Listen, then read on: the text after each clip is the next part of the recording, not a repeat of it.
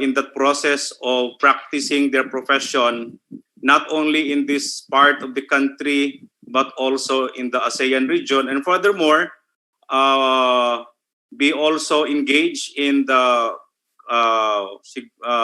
providing a provision on the qualifications framework that goes beyond also in the ASEAN region. And we would like to reiterate that the matter on quality assurance mechanism must also be in place by the Commission on Higher Education in the Bangsamoro region, and as well as the accrediting body that should be formulated as part of the third-party auditors to determine and establish the quality of our education program and graduates as well. And with regards to the licensure examination, I believe so that the Professional Regulation Commission can also take into account as a component in providing this opportunity of having included in that Bangsamoro Education Code, particularly in the practice of the respective profession. As of today, the Professional Regulation Commission regulates about 46 professions in the country. And very well, the Bangsamoro Code, Education Code for that matter, can somehow take some principles for its inclusion. Maraming salamat po, Mr. Chairman. Thank you. Okay, thank you so much po. Meron lang po tayong slight changes po ng ating programa. We would like you to check your email because magsasend po kami ng bagong link ng Zoom po natin. Address po sa lahat ng mga Zoom participants natin, please check your email kasi may bago po tayong ipapadala na Zoom link kasi hindi po nakakapasok yung host po natin from Bangsamoro Transition Authority. Kailangan lang po tayo mag-disconnect.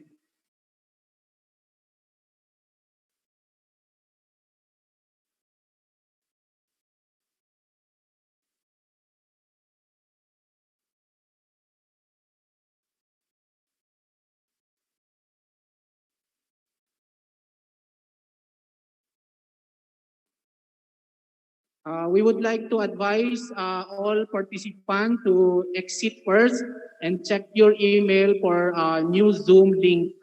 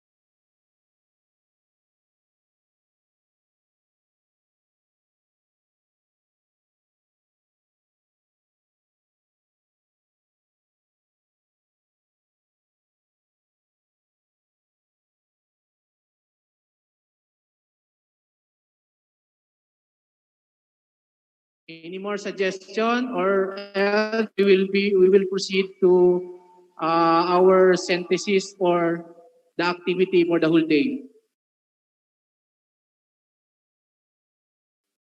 Mr. Chair, panel chair, Yes, thank you, Arnold.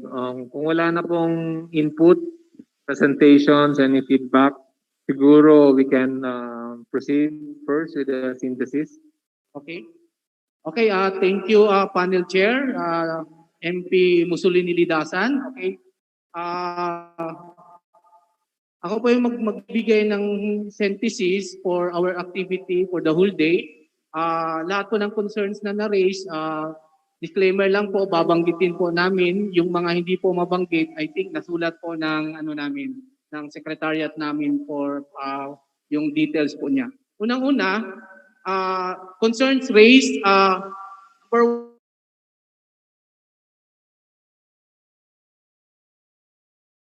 and Honorable Rufaida Shalim of Municipality of Sapa-Sapa.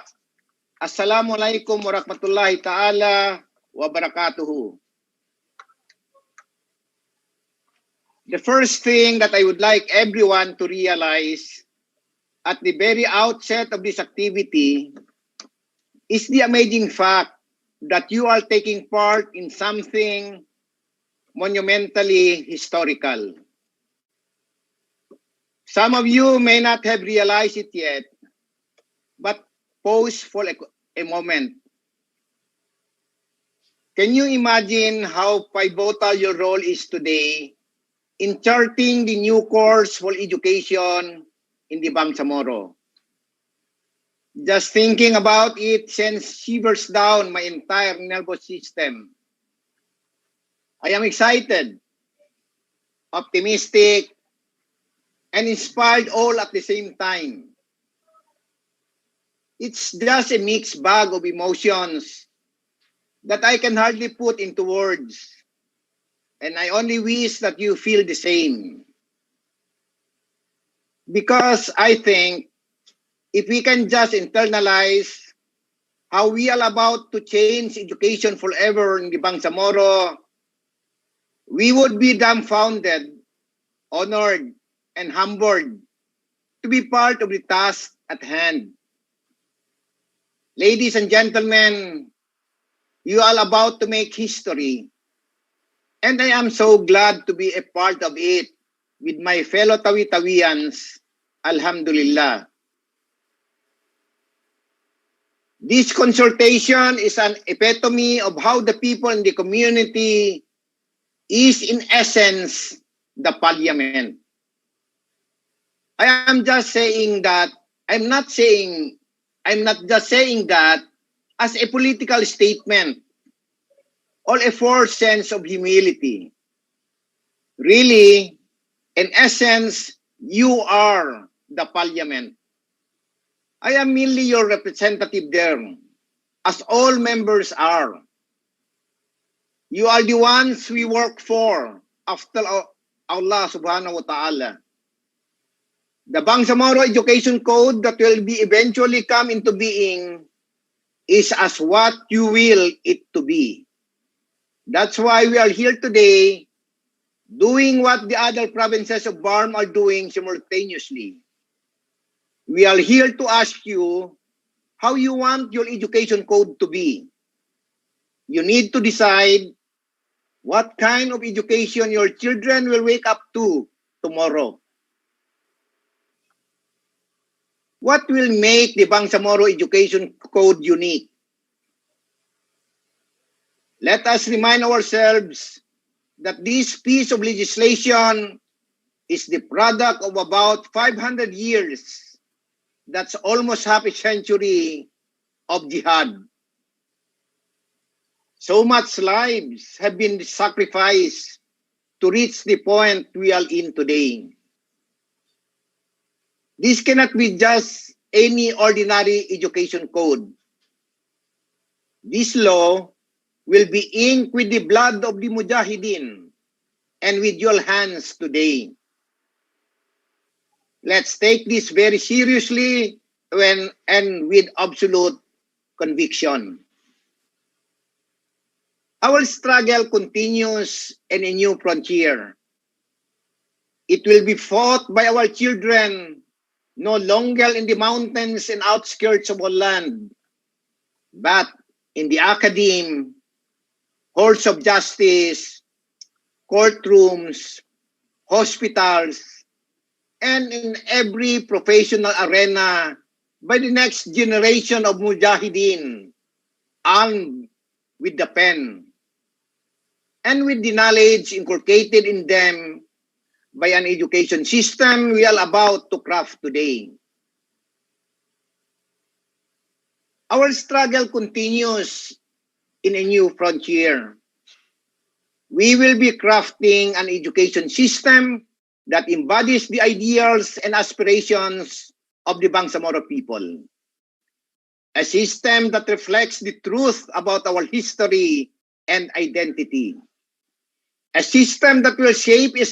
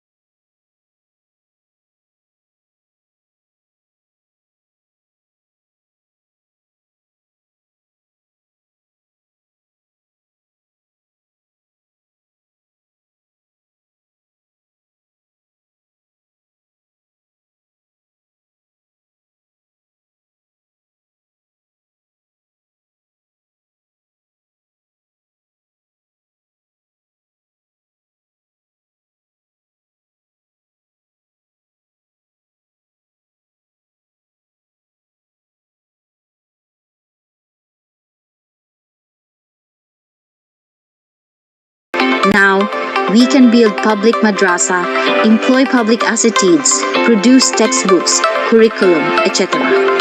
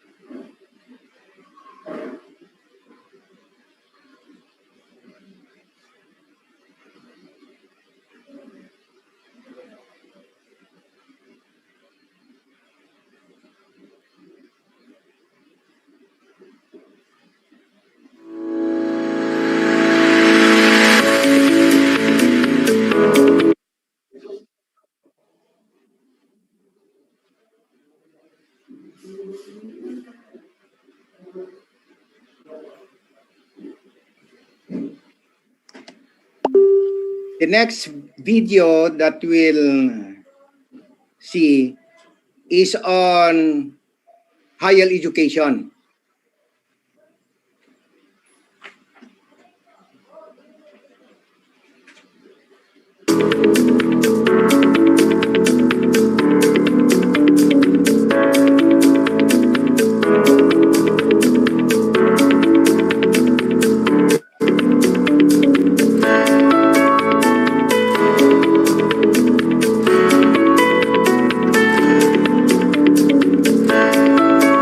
One of the priorities of the Ministry of Basic Higher and Technical Education is to produce one professional in every Bangsamoro family.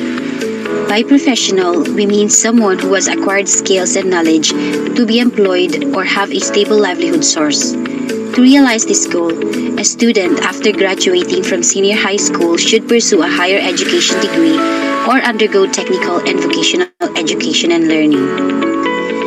In the proposed Bangsamoro Education Code,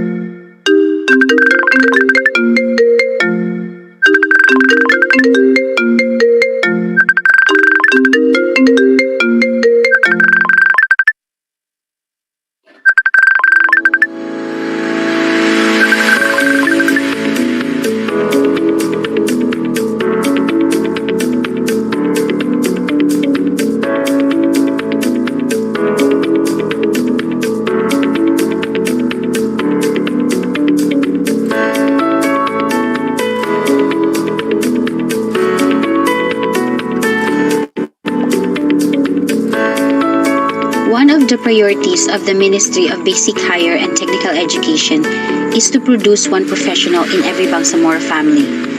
By professional, we mean someone who has acquired skills and knowledge to be employed or have a stable livelihood source. To realize this goal, a student after graduating from senior high school should pursue a higher education degree or undergo technical and vocational education and learning. In the proposed Bangsamoro Education Code, we have highlighted vital provisions that would strengthen and improve the higher education and skills and development institutions in the BARM. Both are viable options for all learners wanting to pursue specialized careers and better employment opportunities. Let us first look at what the Education Code stipulates regarding higher education in the Bangsamoro. Article 3, Chapter 2, Section 1 defines higher education as the education after completion of secondary education leading to either a degree or with no degree in a specific profession or discipline. It consists of a diploma, bachelor, master's, specialized postgraduate programs, and doctorate programs. Because we are in the BARM, we will be offering Islamic higher education and support the creation of a tribal university system. Under the Bangsamoro Education Code, the Ministry will have authority over all higher educational institutions in the region. This rule refers to institutions such as state universities and colleges, CHED supervised higher educational institutions, CHED BARM supervised institutions, private higher educational institutions, Islamic higher education and transnational higher education institutions in the BARM, as well as tertiary degree programs in all post-secondary institutions in the BARM. Furthermore, the powers and functions devolved to CHED Arm on higher education stipulated in Executive Order Number 315, Series of 1996, and its implementing rules and regulations embodied in CHED Administrative Order Number 8, Series of 1996, Republic Act 7722 are transferred to the Ministry. Article 8, Chapter 1, Section of the Bangsamoro Education Code enumerates the Bangsamoro government's obligations on managing higher education institutions in the BARM. As a matter of principle, the BARM, through the Education Ministry, shall protect, foster, and promote citizens' right to affordable quality education and shall take appropriate steps to ensure that education shall be accessible to all, regardless of religion, gender, socio-economic background, and ethnicity. Moreover, the Ministry shall protect academic freedom and promote its exercise and observance for the continuing intellectual growth, the advancement of learning and research, the development of responsible and effective leadership, the education of high-level and middle-level professionals, and the enrichment of the Bangsamoro people's historical and cultural heritage. Any school, college, or university existing in the Bangsamoro Autonomous Region are integral components of the Bangsamoro Autonomous Region's educational system. These institutions are free to observe their respective charters. More importantly, the BARM will not curtail the right of sectarian and educational institutions to propagate their religious beliefs. Since we envision an educational system that is inclusive and balanced, the Ministry shall not discriminate against sectarian educational institutions in any manner or form. In addition to higher education, any Bangsamoro learner has the option to acquire relevant knowledge and practical skills through technical and vocational education. It is the policy of the Bangsamoro government to provide relevant, accessible, high-quality and efficient technical education and skills development to produce a high-quality middle-level workforce in the Bangsamoro. By improving technical education institutions in the BARM, we are confident that our technical education and skills development, or TESD graduates, shall become active and productive members of society. In this regard, all TESD programs, irrespective of delivery systems, whether formal or non-formal, she'll prepare middle-level skilled human resources by providing general education, technology-related sciences, and related occupational skills training. Under the Bangsamoro Education Code, the Ministry shall manage and regulate the technical vocational education and training, or TVET, sector in the BARM through accreditation and registration of all TVET program offerings. Ensure TVET quality through the provision of standards and system development services. Address gaps in the formal TVET sector through the conduct of skills pieces of training in its training centers and the communities. And ensure that the skills development system in the Bangsamoro is responsive and relevant to labor market needs with good coordination between the demand for and supply of skills. To summarize, the Bangsamoro government is keen to improve both the higher education and technical education and skills development institutions in the Bangsamoro, regardless if they graduated from a traditional college or availed a technical and skills development program. Our goal is to prepare every Bangsamoro learner to become active and productive member of society and participate in a globally competitive workforce. More importantly, it will allow graduates to fully participate in the Bangsamoro's social, economic, and educational opportunities and effectively contribute to our nation's long-term development and prosperity.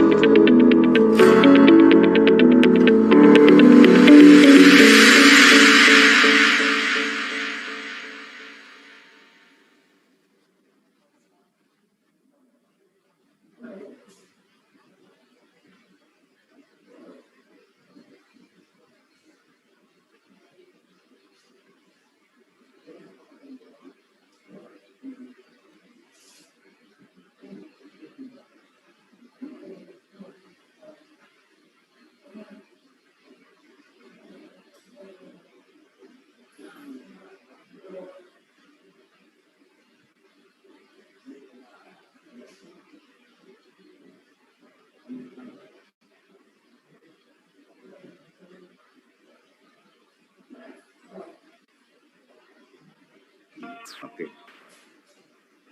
The next video that you will see is on the madrasa provision of the Bangsamoro Education Code.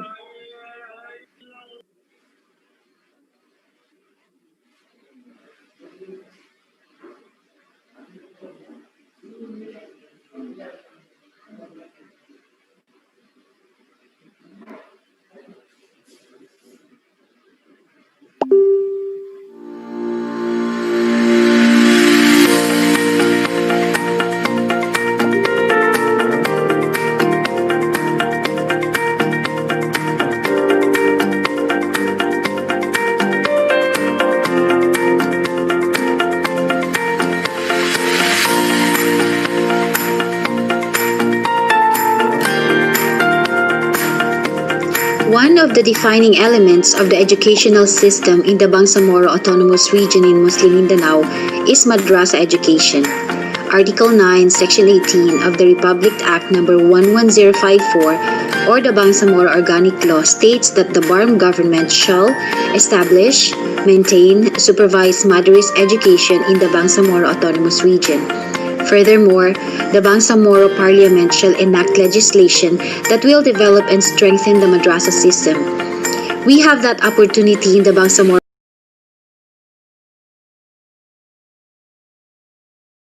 private madrasas as a viable option for Bangsamoro learners, including non-Muslims.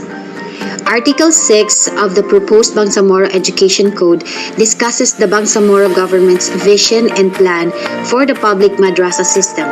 As mandated by the Education Code, the Ministry of Basic, Higher and Technical Education will ensure that the madrasa education sector will be effectively governed by common standards in areas such as, but not limited to, number 1, development of relevant and appropriate curriculum for Tahdiriya, Upper and Lower Madrasa Ibtidaya, Madrasa Mutawasit, and Madrasa Thanawi.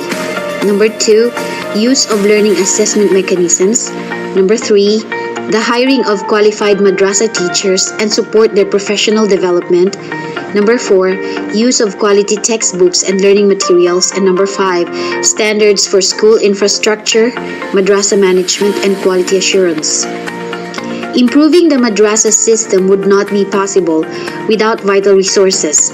Hence, the Education Ministry shall ensure that all madrasas meet the infrastructure standards so that there will be necessary support to public madrasas, including but not limited to financial assistance and other forms of subsidy. The ministry may also provide support to private madrasas, such as scholarships for qualified learners, the school's operational cost, and access to special madrasas development programs. The Bangsamoro Education Code shall also promote the teaching of Islamic subjects and Arabic language curriculum to Muslim and non-Muslim learners in the public school, madrasa, and alternative learning systems. Furthermore, higher learning for Islamic and Arabic studies will be a reality. Islamic study programs, schools, institutes, and universities in the Bangsamoro are possible subject to the ministry's regulation, like in the public madrasa system. Islamic higher learning shall instill values necessary to realize the Bangsamoro education goals. I want to emphasize that the strengthening of the madrasa system shall not affect non-sectarian and Christian academic institutions' status. As the Bangsamoro Education Code clearly states, the BARM government shall respect sectarian and educational institutions' right to propagate their religious beliefs. Since we envision an educational system that is inclusive and balanced, the ministry shall not discriminate against sectarian educational institutions in any manner or form. Improving the madrasa system is a long overdue process, and we believe that the madrasa can be a safe space for learning and provide the foundation on which their subsequent education can be based.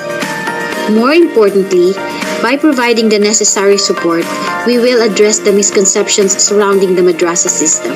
We will ensure that anyone who wishes to avail of madrasa education as well as Islamic subjects and Arabic language will receive a holistic education wherein the learner's intellectual, spiritual, psychological, and physical growth is given importance.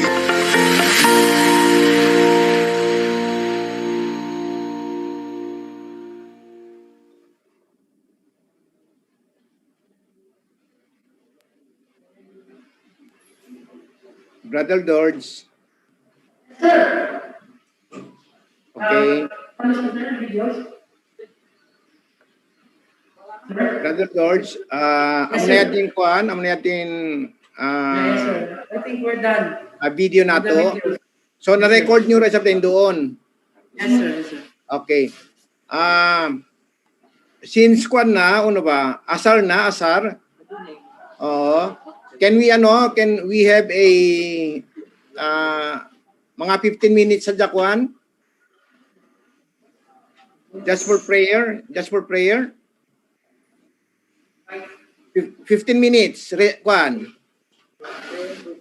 Prayer break. Yes, sir. They have 10-minute prayer break. Prayer break, 15 minutes. We'll be back at 3:25. 3:25. Okay? Okay, 3:25.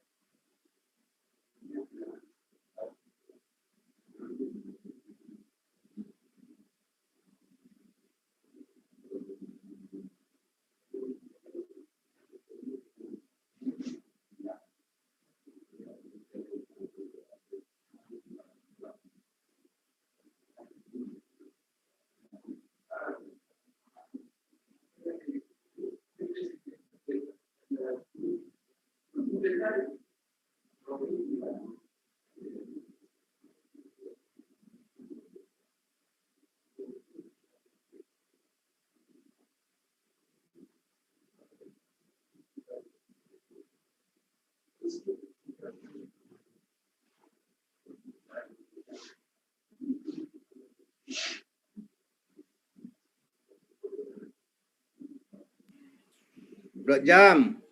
Oh, Bro Jam. Makay-makay nakita lo.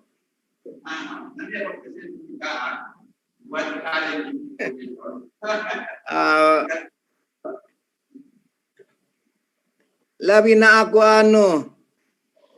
March 15, March, April, May, June, July, August, September, October, November. Walo bulan na, 8 months na kumito masambuanga to. Makatulak. Pero kailangan na paanahin sa buwaga. Yung isang buwaga, yung movie, Then nanti I call manager, buying something to buat. Nanti lagi, nanti notification lah kepada last week. Feeling sebuah why not sell young one? Why not sell young one?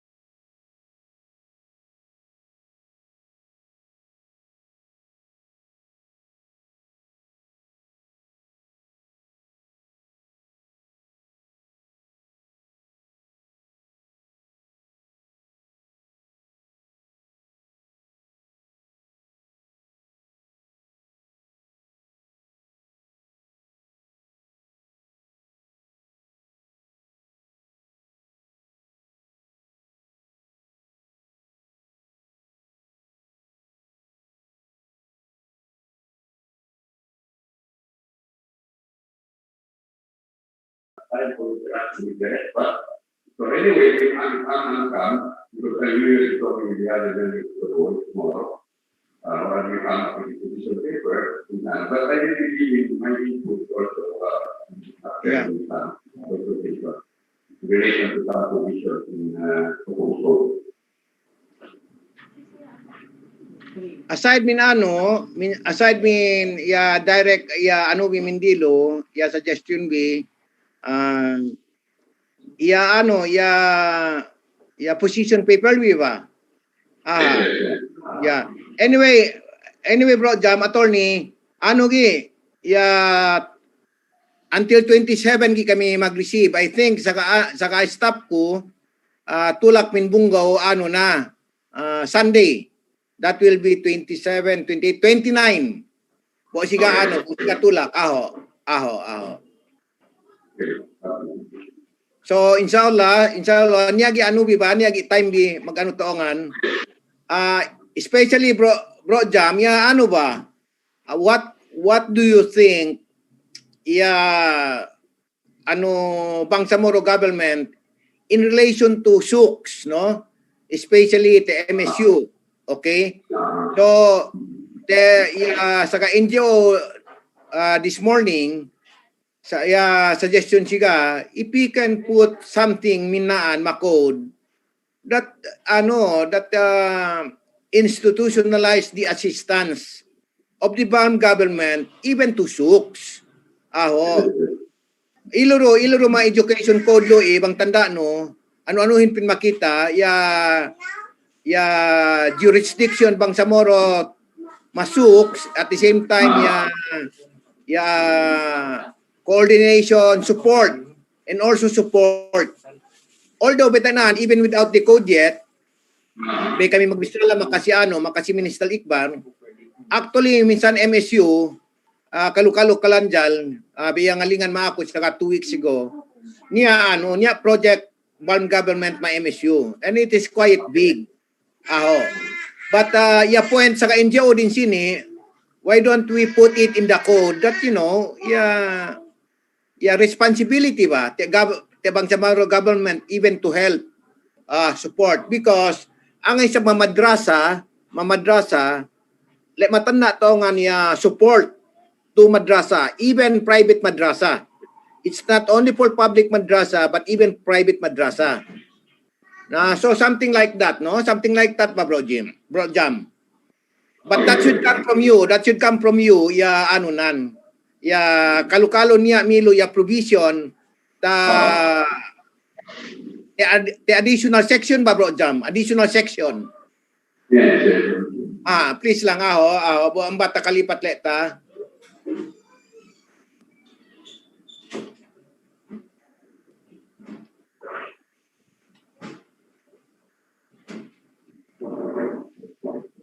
Brother George, Brother George, Brother George. Okay, 329 na, 329 na. Oh, yes, sir.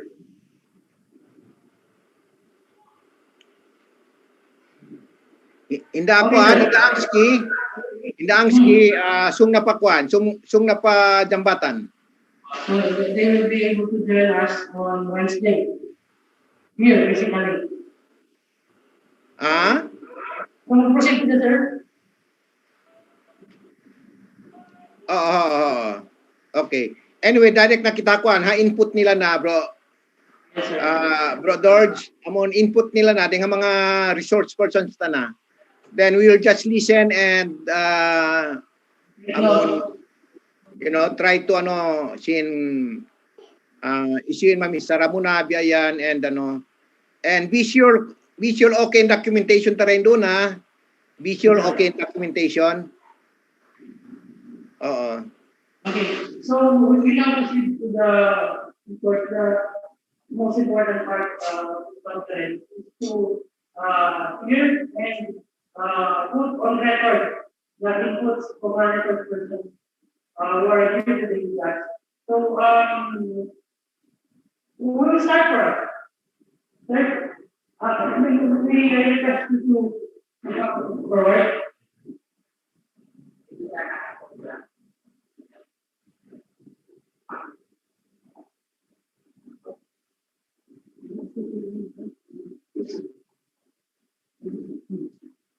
Thank you very much, Professor Jan Ismail, board member of the District 2 and Chairman of the Committee of Education and Justice and Human Rights in the Union of the Weekends.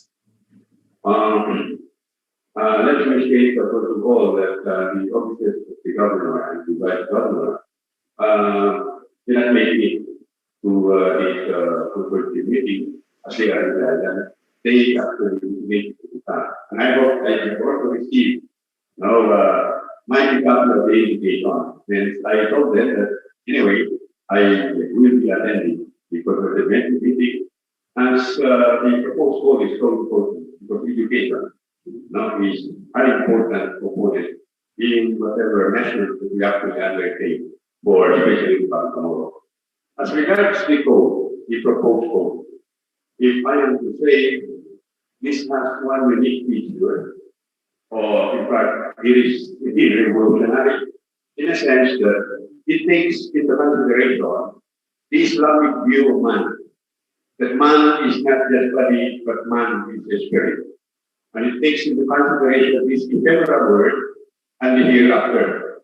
We have to really prepare young, not just for this world, but hereafter. So the integration and inclusion of madrasa education is one unique feature in this proposed code. And this is work supported, especially by the Muslims who aspire happy and good life, not just here, but in the hereafter. In fact, in one of the topics, one of the subjects that I'm handling, at the private school, the Mother of Technology, Muslim educational, seminar on Muslim educational, we have identified appreciating support for madrasa education. So as regards, based on section 4 of this proposed code, on formal system, basic public school system and the madrasa system, I would just like to give input about the disparity in terms of the opportunities for madrasa education. The madrasa, which is being supported by the provincial government, is focused or is established in Bungaro. But what about island communities, municipalities? That's why a look at there is chapter 6, assistance to public school madrasa, a public madrasa. The Bangsamoro government, in collaboration with the national government, shall extend financial aid and assistance to public schools and public madrasa established and maintained by local government, including barangay high school. I would like to make that decision here because what I understand is that this is the Ministry of Basic higher and technical education. It now seems that under that transaction that I just read, no, the establishment and maintenance of public madrasa is actually shifted to the local government unit instead of being established and managed by the Ministry of Basic Higher and Technical Education, that is the ministry. No? That's why I said the disparity, especially for rural communities, is that when you actually would have this for the local government units, the local government units in Bungao may actually have this, or the provincial government may focus it on the urban or the urbanized community. So being representative of District 2, my concern, as a matter of fact, I am supporting two private madrasa schools in Cebu and in Daladalo. Of course, the legal assistance for this. So I am happy if, for example, the ministry would come up with public madrasa, so the funding actually comes from the ministry, because this is public and this is managed by the ministry. Okay. Now the other one, which has actually compelled me to come up with a resolution, pertains to the medium of instruction under Section 7, medium of instruction in Chapter 2. The standard provision to all learning systems, medium of instruction. So for kindergarten, even in the K-12 curriculum program, kindergarten and grade 1 to grade 3, the use of mother tongue, it is mother tongue based, method of instruction. And the claimor of the people of Tawi-Tawi that sinama is not being recognized in the bar as a medium of instruction. It is counsel, and this causes problem among some learners, among teachers who are sama, yet using the counsel, dialect. And then in terms of the production of materials, reading materials, you cannot come up with this sinama reading materials because it should not be given support by the ministry. So I would like, in fact, there is the resolution that I have passed to the interim chief minister and the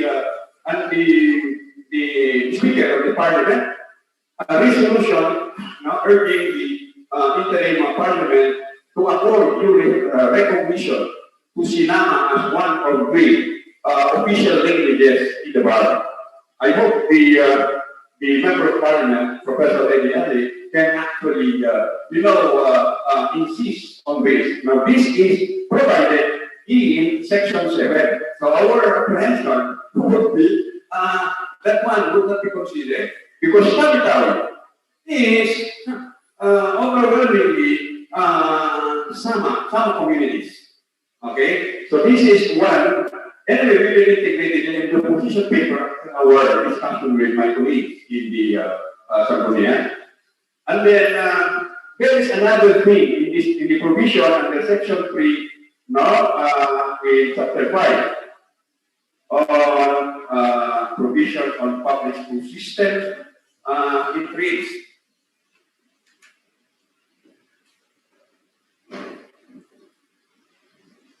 it has something to do with your teaching of Islamic subjects and Arabic language. Is only given, is only for the Muslim learners in the Bar. You see, we are actually talking about how to attain peace in the Bangsamoro. And I would like to believe, in fact, in the public school system, we have Arabic is taught as an elective with elementary and for all students, not just Muslims, but even the non-Muslims. So I'm wondering why this statement, this provision only takes into consideration Muslim learners. So if we are after peace, one thing must be a given stress. The Muslims and Christians or non-Muslims in Bangsamoro must actually be required to take this subject because this in a way will lead them to understand each other. Fostering harmony among them is understanding what is in the Islamic values that should be event expressed. Okay, and finally, Your Honor, I would like to bring to your attention, hopefully that you can actually ventilate this to higher authority, particularly to the Minister of Education, the Honorable Muhammad Iqbal. The last November 18, the provisional teachers of Tawi-Tawi sought the assistance of the provincial government. This was an emergency consultative meeting attended by almost 300 adversely affected teachers, which of course I would like to relate this to this operative principle in the code on moral governance and the principle of social justice in the organic law. Okay, so that's why tomorrow I will be defending a proposal, titled, a resolution, titled, a resolution requesting the ministry and the HTE to reconsider the urgent plea of the Tawi-Tawi professional teachers for justice. Because these people informed the government that end of May, wala na silang salary. So May, June, July, August, September, October, November, 6 months, wala na silang And then there is this announcement of the minister that giving of humanitarian assistance by letting them sign a contract for 1 year, renewable every 3 months, but no employer-employee relation. So the question is asked, what about these people who have been serving more than 10 to 20 years, and they have standing loan obligation in the GSIS, the PATIB, etc. This cannot be a simple problem. It's a very serious problem for the bank, especially for the ministry, because they did not sign the contract because they said that it is actually unjust, because it terminates them, it leaves them to actually solve their own problem. With DSIS, with PATIB, they have dedicated reserve the region under ARM, and they believe that they voted for yes in the BOL because they believe that the principle of moral governance is being observed, particularly in the bar, especially with the inclusion of madrasa. This is a thing that we must be emphatic in trying to stress on the problems of these 300 teachers who are family individuals. And then another thing they raised, sabi nila, ang problema namin, ang allied teachers, yung sa Arabic, hindi na na-renew. With the same, they are in the same situation na walang eligibility. So in our resolution, which we supported, the resolution of the Parliament, extending the grace period for these teachers to serve, especially during this pandemic, we supported the Parliament, the Parliament resolution seeking an extension. But I am just wondering why even the minister, who is actually part of the Parliament, didn't take into consideration this humanity. So I am actually presenting this. This is an opportune time. In fact, the governor actually wanted me to come so that I can present this to you, especially you are from Tawi-Tawi, and that we were told that Sulu, teachers in Sulu, they can also sign. They would like for justice also. So this is not just a problem in Tawi-Tawi. This is a problem of the entire bar, And we are now considering education code. Education code, that's why I feel so just this morning. Others came to me seeking assistance for their failure to Sambuanga to make follow-up with the DSS because my hiningi na sila. Okay, so just that, and I will tell the governor and the vice governor that I will present this in this consulting forum, invoking the principle of moral governance, which is actually the guiding principle in the Bangsamoro video in Moscow. So hopefully we can also come up with a position paper regarding our comments as regards this. Now, sorry to say that we just received this morning the copy. So we read, but that's after reading, those are the provisions that I would like to be discussed. Thank you very much for this opportunity, and thank you very much. Hopefully, our distinguished MP can relate what my message to the honorable Iqbal. As a matter of fact, the governor told me after the resolution, I would like to commission you to go to Cotabato to see the minister. Okay, so yeah, there is a need for me to see, but I would just like to relate it to you, not just but the former head of the Mindanao State University, a good friend of mine, and one who has a heart for the people of Tawi-Tawi. Thank you very much. Wassalamualaikum warahmatullahi wabarakatuh. Thank you very much for that.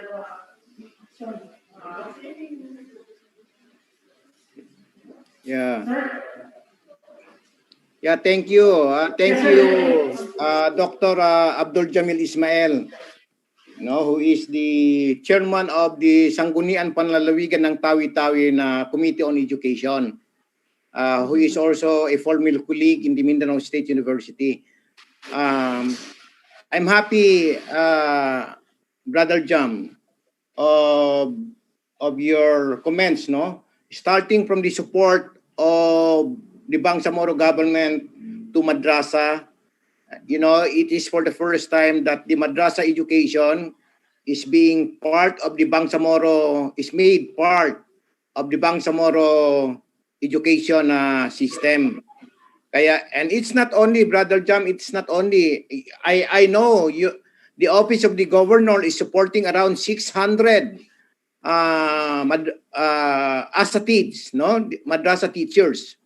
The provincial government provides every month for the salary, of about 600 asatids in Tawi-Tawi.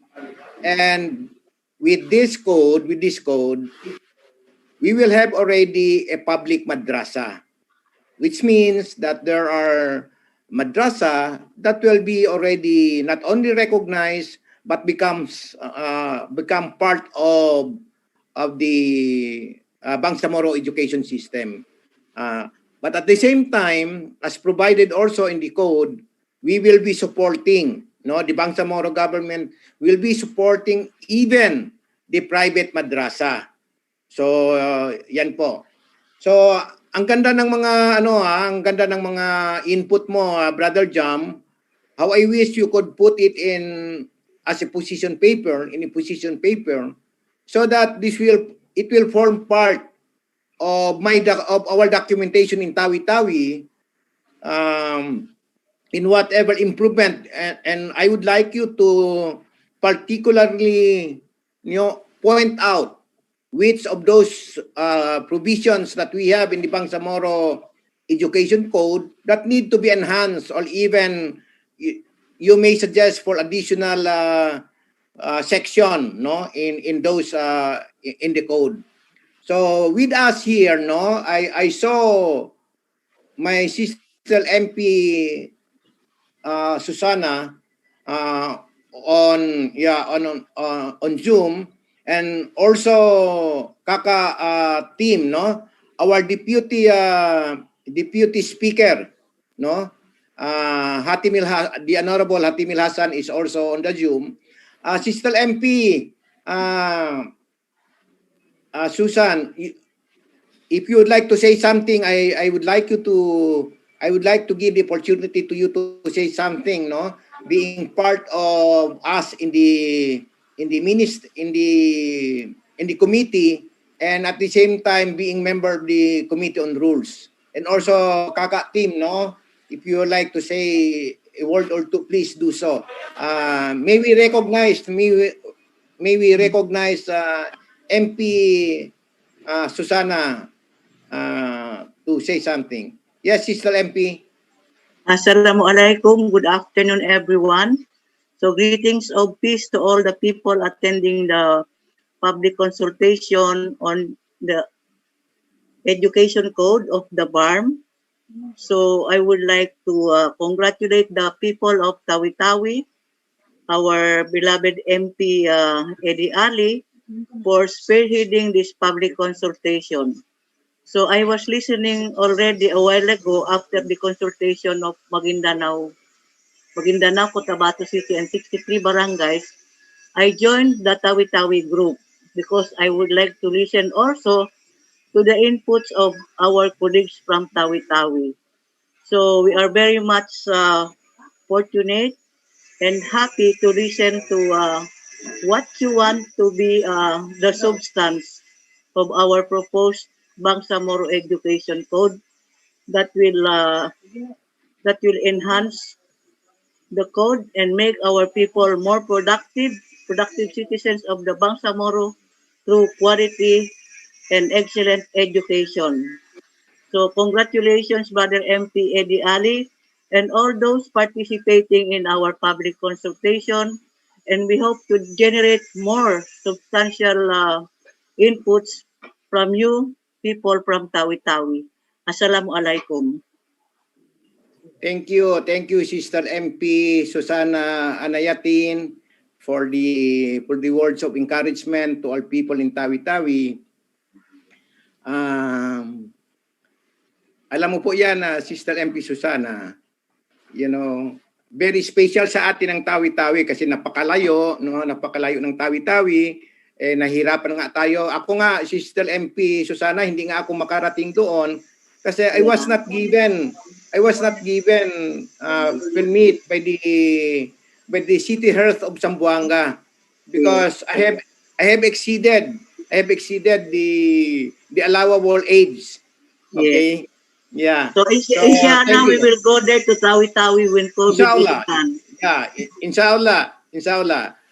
So narinig po ninyo mga resource persons namin from Tawi-Tawi, si Sister MP Susana. Pag medyo okay na daw ang travel namin papunta diyan, pupunta kami. Okay? Yes. We will see you there, mga resource persons namin, and the Bangsamoro government is definitely will continue to work with you all there.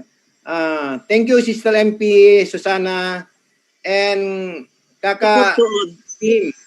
Yeah, magsukol tuod. Kaka team, our deputy speaker, no? What happened? You have the floor. You have the floor, kaka team. Thank you, brother MP Ali. Bismillahirrahmanirrahim. Assalamualaikum warahmatullahi wabarakatuh. I was very happy to listen yung resource persons natin, and of course yung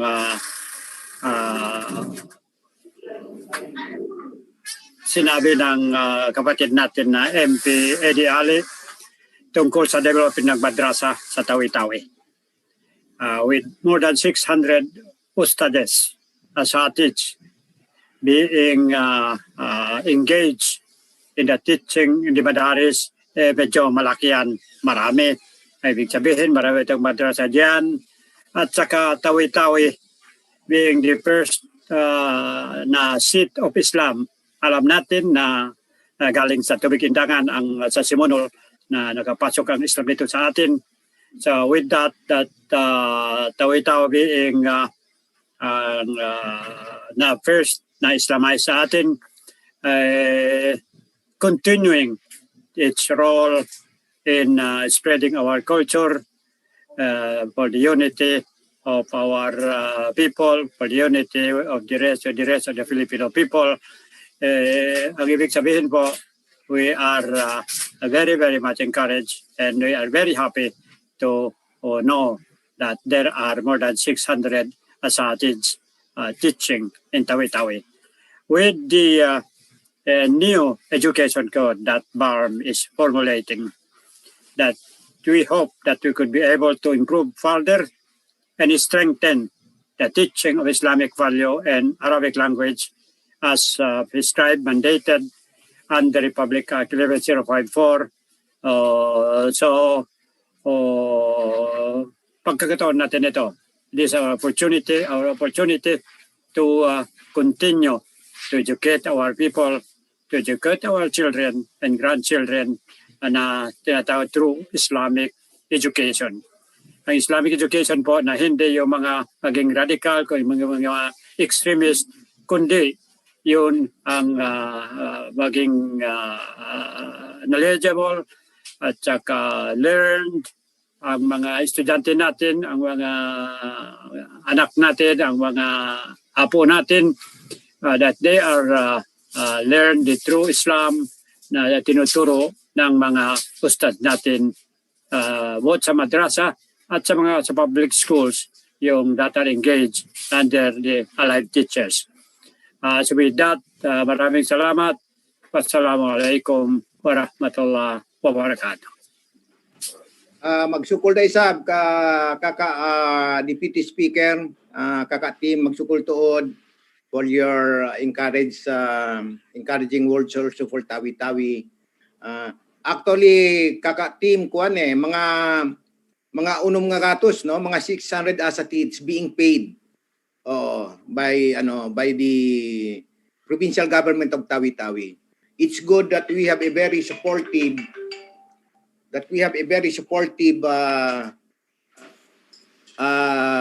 provincial governor, no, sa ating Islamic education in Tawi-Tawi. So again, kaka Deputy Speaker, Yes. no, thank you very much. Just like in Lamitan City. I was in Lamitan in Basilan last week, and the city government of Lamitan is also supporting Asatij teaching all over the city. And when I was in Lamitan, they've just inaugurated a prayer place sa City Hall mismo doon sa Lamitan. And the head of this studies, mga Asatij, na may opisina na doon mismo sa City Hall ng Lamitan City. So with that, medyo inshallah that we'll be able to spread yung true Islam, yung knowledge, ilmo sa mga bangsa natin at saka sa mga grandchildren natin at saka sa mga apo natin. Salamat. Thank you. Thank you rin, kaka Deputy Speaker.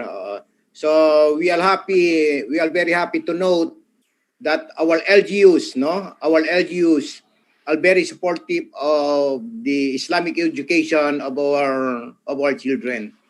So with the help now of the Bangsamoro government, the more the Islamic education in the region, no, will improve, inshallah. Okay. Brother George, Brother George, can we other resource persons that we have there? Opo. Yes, sir.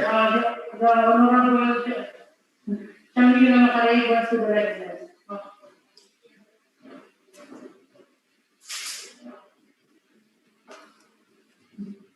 Assalamualaikum and good afternoon, ladies and gentlemen. Assalamualaikum and happy new year. This is Shamira, your friend from Fifth Assembly. And to our Sir Ed Ali, assalamualaikum. I will and to the Waalaikumsalam warahmatullahi ta'ala wabarakatuh. I'm very happy, baby, that you are there representing the municipality of Sapa-Sapa.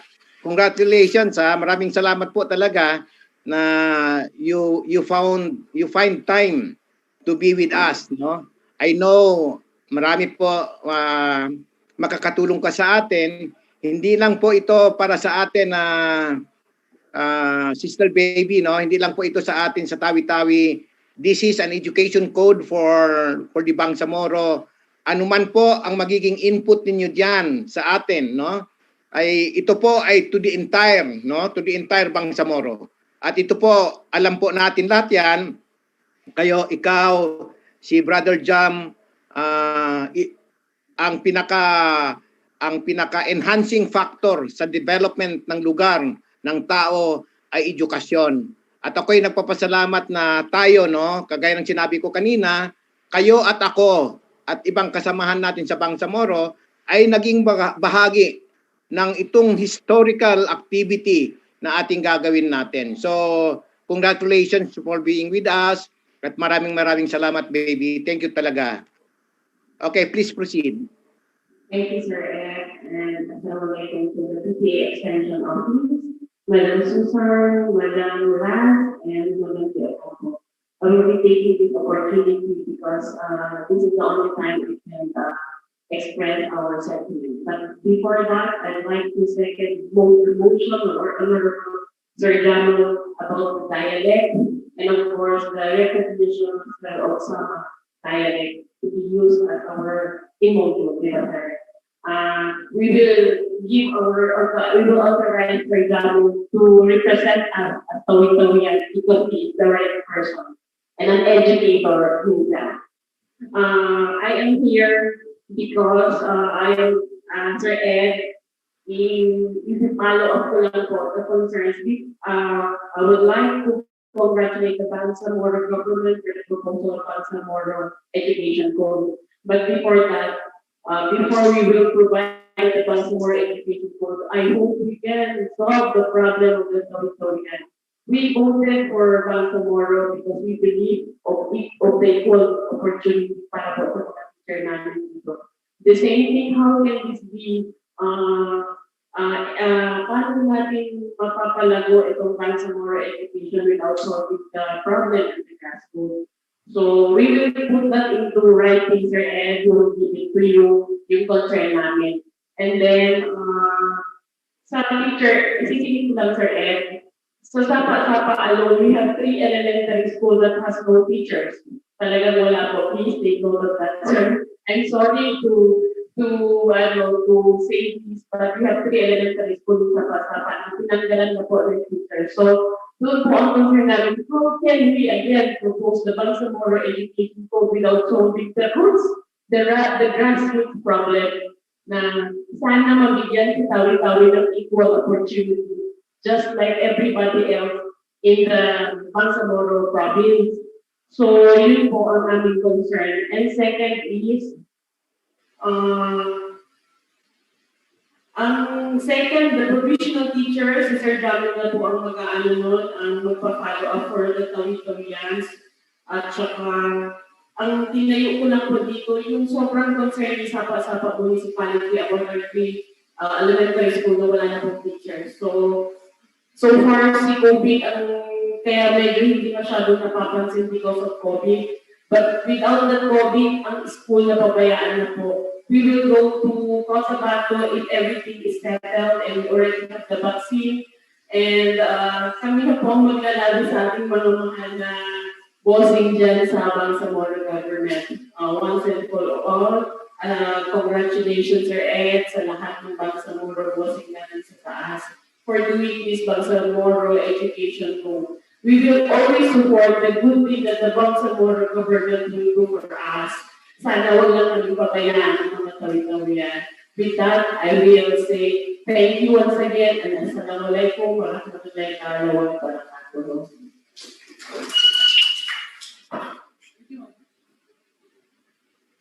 Thank you baby, no. Maraming salamat talaga. By the way, ka-team, no, siguro kilala mo si Honorable Samira Matolo, no, makaraig na siya ngayon.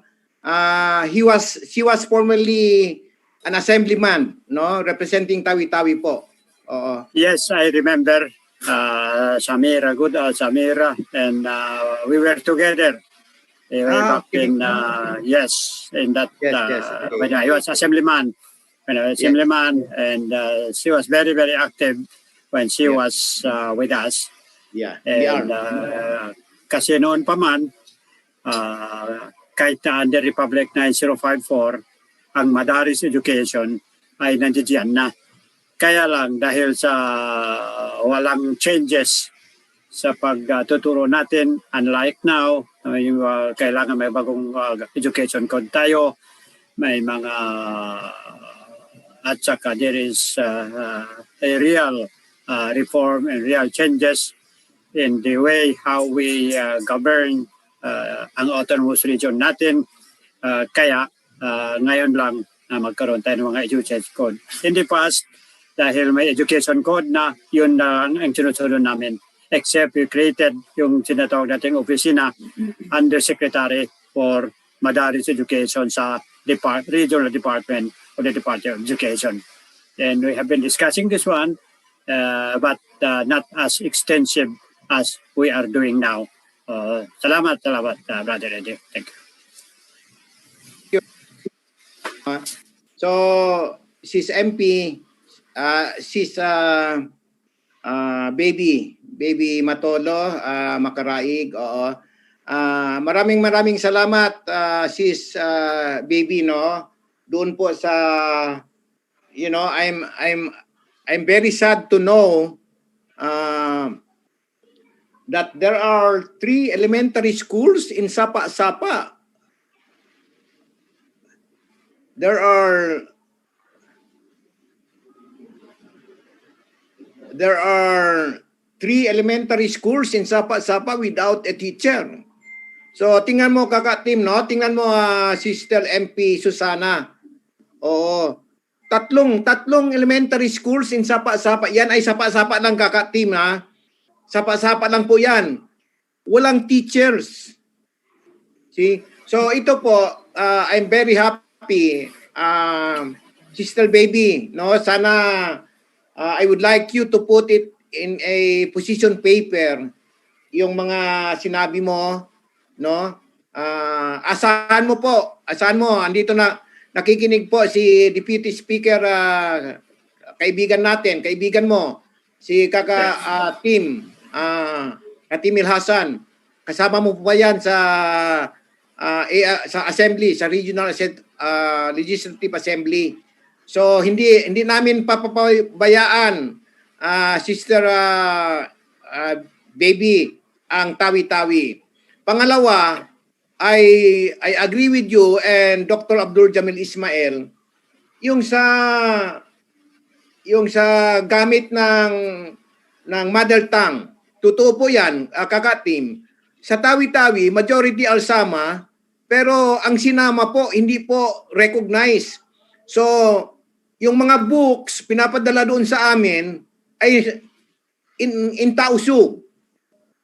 Nahirapan din yung mga taga-tawi-tawi, mga pupils ng tawi-tawi to understand. Pagdating sa exam, siyempre, they are used to sinama. Ang exam is in Tausug, nahirapan din sila sumagot. So, maasahan po ninyo, mga kababayan namin sa tawi-tawi, yan ay andito po, kasama ko si Deputy Speaker, kasama ko po si Sister MP Susana Anayatin. Yan po ay makakarating po yan kay Minister Ikbar, no? Lahat po ng mga hinaing ng taga-tawi-tawi ay ipaparating po namin yan. So, Sister Baby, maraming salamat sa input po ninyo. Opo. Yes, MP, that's very good. Kasi hindi lang sa tawi-tawi yan, kundi sa problema namin, halimbawa may high school sa amin, secondary school, junior secondary high school doon sa amin sa Basilan. There were only 2 qualified teachers. Others were volunteer teachers. So at one time, when I was in Cotabato, I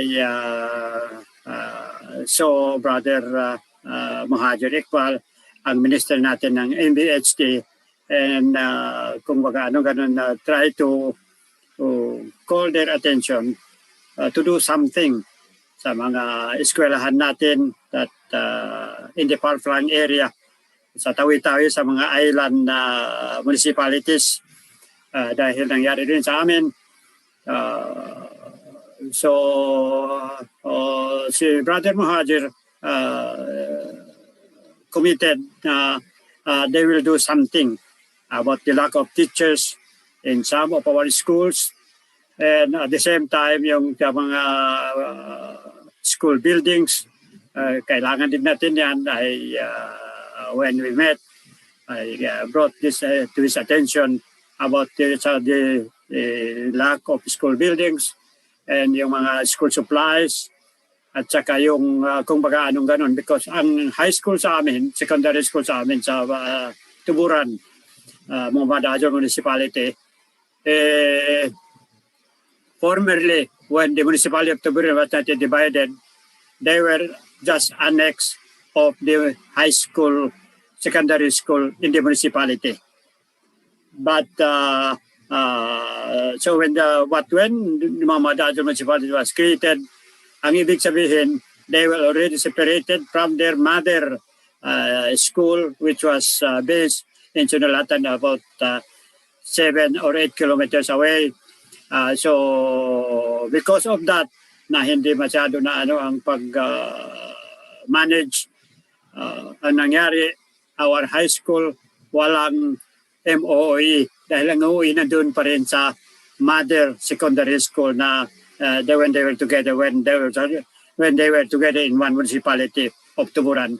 So these are some of the problem that we will bring to the attention of the Minister of Education, particularly kay Brother Muhajir Ikbar, ang minister natin. So makakarating po yan, inshallah. Thank you. Thank you rin, Kaka Tim. Thank you talaga. Brother George. Yes, sir. Yeah.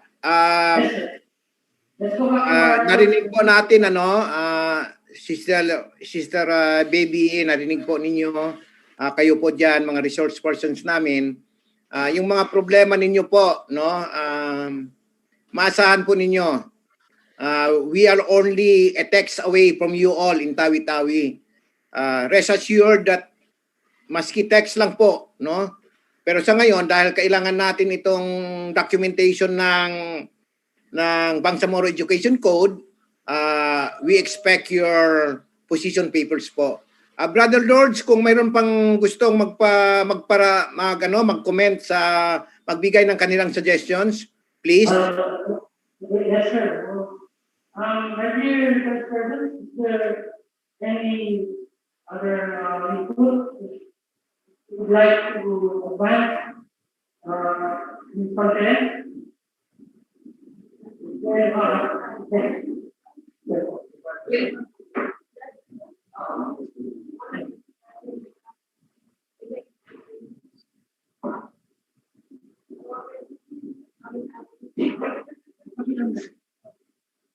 Assalamualaikum warahmatullahi wabarakatuh.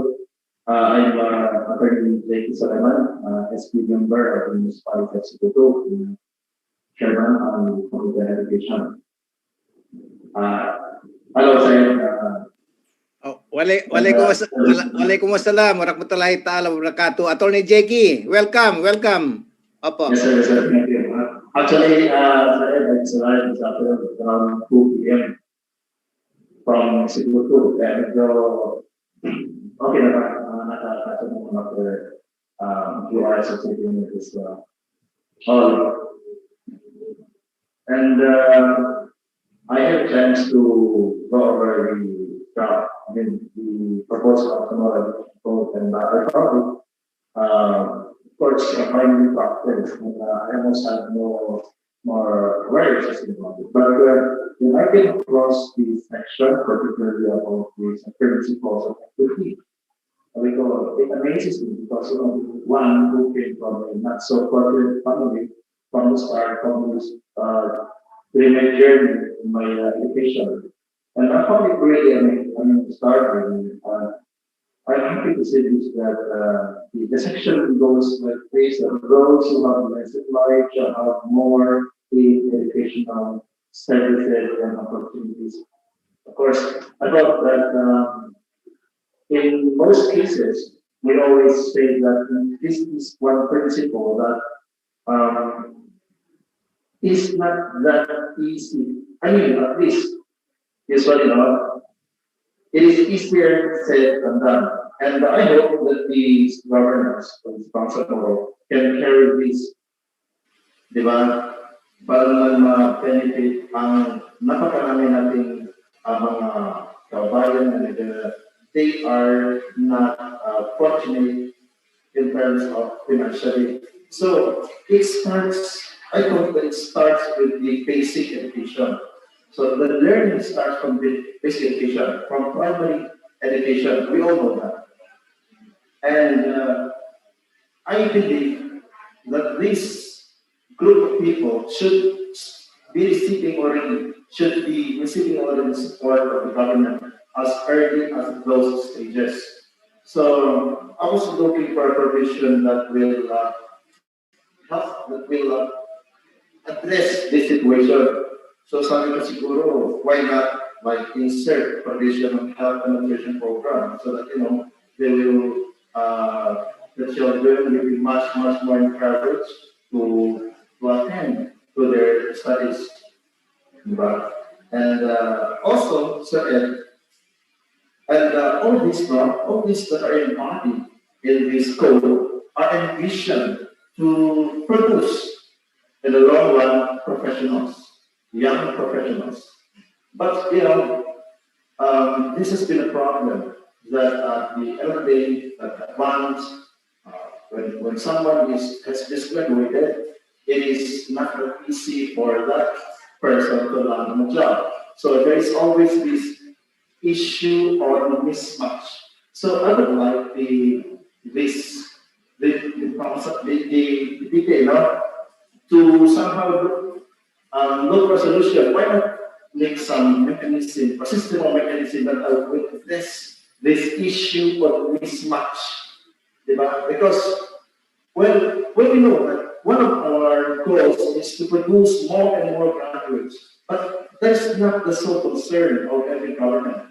Why? Because at the end of the day, this graduate should land on a job for them to be an economic agent, for them to help in our community. If there is a mismatch of jobs and their educational background, so they cannot be as effective as we sought them to be. So I'm thinking of why not create a system or a mechanism that will address that issue. So because in some cases there are lots of graduates who cannot land a job. Although some be able to land a job, but they are not as efficient as those who should have been absorbed in that particular job because of their expertise. So we should probably be considering creating a system para naman as early as after they finish their alam nila, based on their potentials and their capabilities, so that they can maximize. Because at the end of the day, what is our aim is to make these people economic agent, to help us, but for them to be a contributor to the development of our community. And I would like also to yung sa issue kanina ni Professor about this provisional teachers. Well, the only thing that is, I am just like that. I am sad seeing that a lot of teachers have to get separated from the job after how many years of serving as a teacher. The only lacking on their part is the eligibility, that is the failure to pass the board examination given by the PRC. That is the only qualification that they lack, the eligibility. With respect to the experience, the background as a teacher, the efficiency in delivering these instructions in the classroom, they have been there for so long years that I can say that it is quite unfair on their part to be separated. And worse, being separated without receiving any remuneration. Well, it's like I'm a licensed teacher also. I'm a licensed teacher, but does this make me a better teacher than these who have been teaching in Santa Cruz? I don't think so, because I lack experience. So probably these are only a handful of people. I believe only a few of them. Gaya ng appeal ni Sir, we should look for ways where we can maximize to extend our support contribution, all these years, we have been producing professionals already. There are a lot of professionals already in our community because of these people. At least it would be unfair for them not to receive the support that they deserve from the government, especially from the Bangsamoro, because we are a government founded on bonds and justice. So I'm going to answer it. Those are my only concerns and issues. So thank you very much.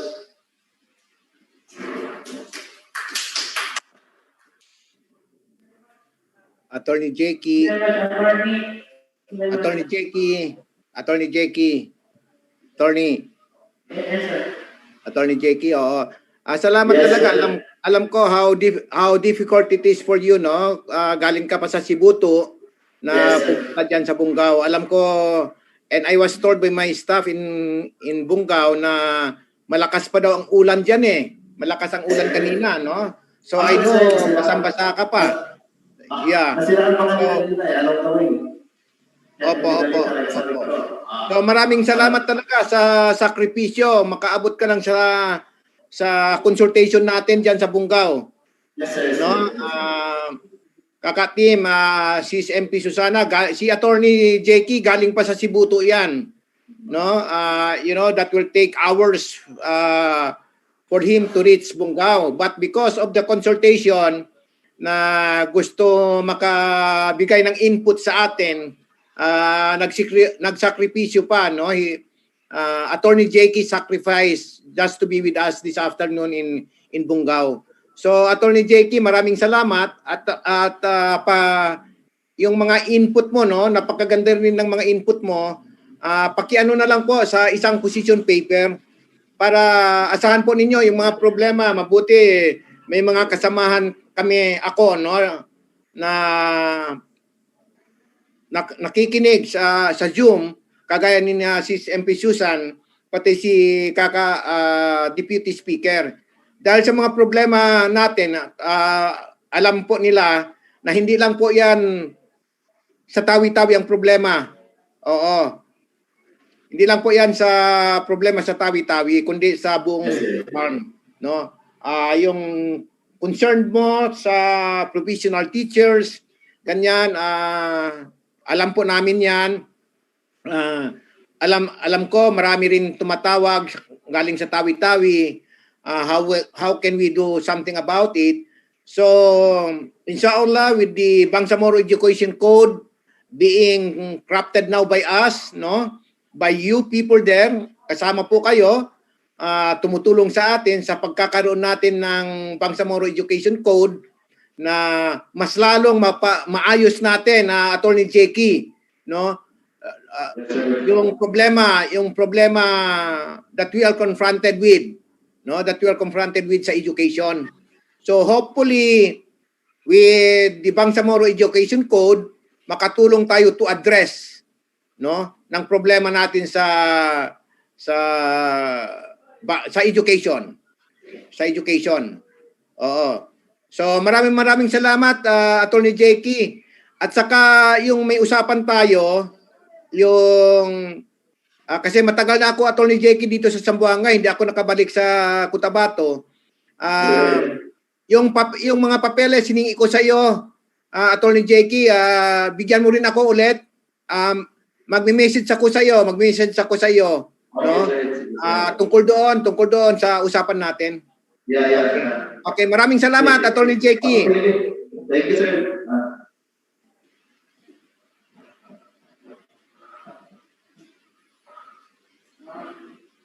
Any more inputs? Dear first person?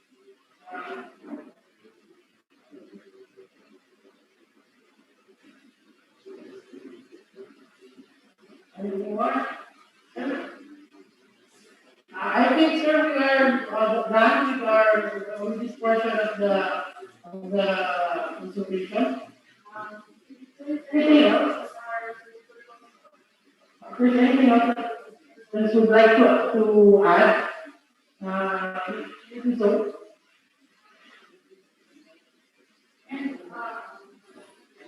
And we also remind such persons to submit your position papers. We will be here for the following days this week, and we will receive your position papers to be considered. So, Ed? So, Ed, I Yes. believe there's one Ano? more.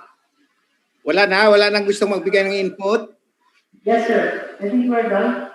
Okay. Brother George, magpapasalamat na lang ako sa kanila, no? Oo. Yes, sir. Yes, sir. Go ahead. Okay.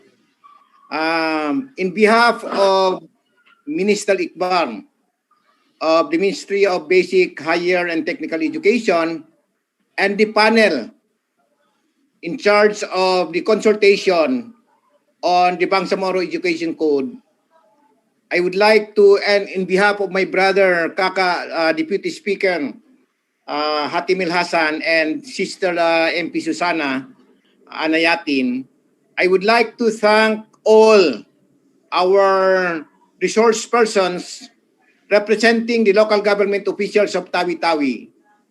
Sa input po ninyo, sa sakripisyo na pumunta kayo diyan sa ating consultation, particularly si Honorable Professor Abdul Jamil Ismail, the chairman of the Committee on Education of the Sangguniang Panlalawigan ng Tawi-Tawi, si Honorable Ahmed Ho Kalbit, the chairman of the Committee on Education of the Municipality of Bungao, si Attorney J.K. Sulaiman, the chairman of the Committee on Education of the Municipality of Sibuto,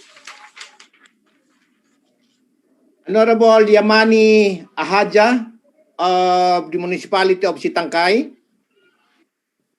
of course, my sister Honorable Shamira Makaraig, the chairperson of the local school board of Sapa-Sapa Municipality, si Honorable Rufaida Shalim of Sapa-Sapa Municipality also, and the representative of the Vice Governor, the Honorable Michael Ahadja. Maraming salamat po sa inyong lahat at maasahan po ninyo yung input ninyo ay makakarating po sa panel, no? Just after our staff go back to Zamboanga, I know starting tonight gagawa na po sila ng mga report, no?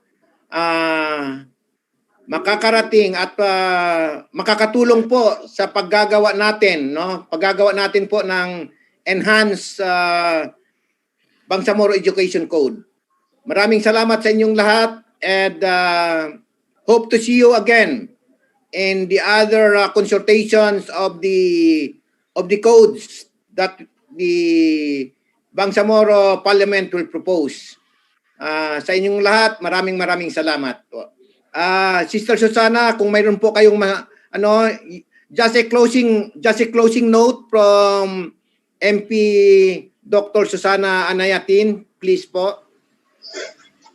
Thank you very much, Brother MP Eddie Ali, for and in behalf of our chairman, Minister Muhaga Iqbal, and all the members of the Education Committee and the Bangsamoro Transition Authority Parliament. We extend to you our appreciation and gratitude for taking time to participate in this public consultation for the enhancement of the Bangsamoro Education Code. So much to our desire to be with you there personally, because we really love Tawi-Tawi, the most peaceful place in the Bangsamoro. But we cannot make it because of the limitation on travel for senior citizens because of the COVID pandemic. So once the COVID pandemic is out, we assure you that we will really visit you personally in Bungao, Tawi-Tawi, the most beautiful place and peaceful place in the Bangsamoro. So once again, magsukol-tuod kanyo katan, mga kapatid namin dyan sa Tawi-Tawi. Thank you very much. Wassalam. Magsukol din, magsukol to day sa Sister MP Susana, Kaka Team. Just a closing note from you also, Kaka Team.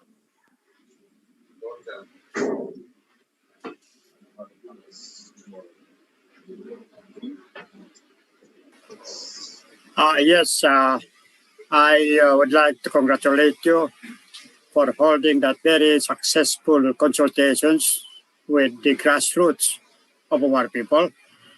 That I'm honored for their participation in our efforts to have a Bangsamoro education code. All their inputs and comments and contributions to enhance and strengthen this code will be always remembered by the Bangsamoro Transition Authority, by the Committee on Education that is undertaking this consultation. With that, I'd like to thank them again. Wassalamualaikum warahmatullahi wabarakatuh.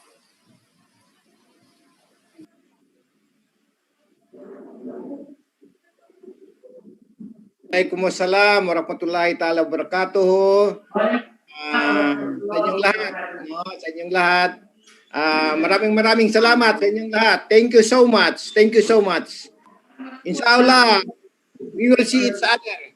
We will see each other inshallah after this COVID, after this COVID-19. Makakarating kami sa, hindi lang ako, marami akong mga kasamang MPs gustong pumunta ng Tawi-Tawi. Maraming salamat sa inyong lahat.